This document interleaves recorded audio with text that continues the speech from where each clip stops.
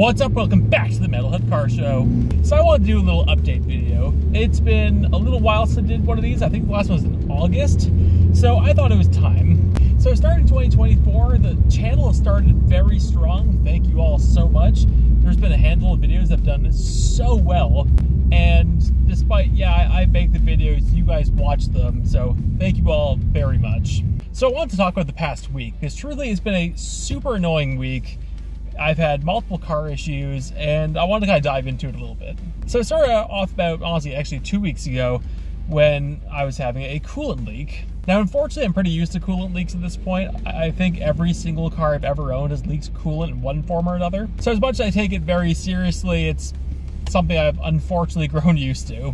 So my wife and I get home, we find it is hissing from the passenger side, and we discovered that there is a pinhole in the coolant reservoir. Sorry, this road's garbage. There's a pinhole in the coolant reservoir, and it's leaked out all of its coolant overnight. So I fill it up, I throw duct tape on the coolant reservoir, and I get it to work, and I managed to get into the garage the next day. It's been a week later. By week later, I mean Thursday last week. I go check it out to find that in the morning, there's no coolant in the car at all. So I Ubered to work, I go grab coolant on the way home, I top it up and find out there's a little tiny drip coming from the radiator bracket, and it's slow enough where it could have very well leaked out all of its coolant in about a week, or at least drain the reservoir in a week.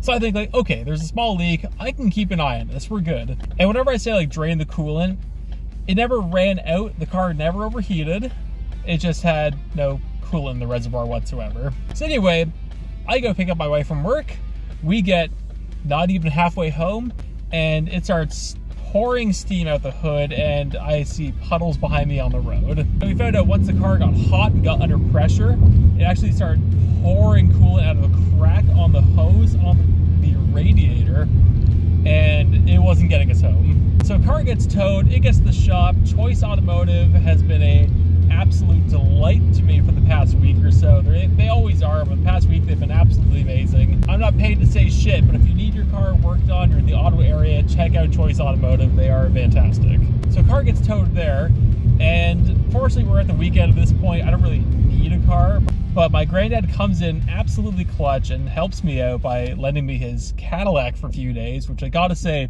Cadillac ATS, awesome. And I went back and forth for a few days whether if I get the radiator fixed or I go get a new car, and ultimately got the radiator fixed. The market's gonna be way better come April. There'll be way more options, and I'll have a better down payment ready.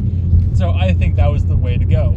Also, there's a chance this video is gonna look like garbage due to how much that phone is shaking right now.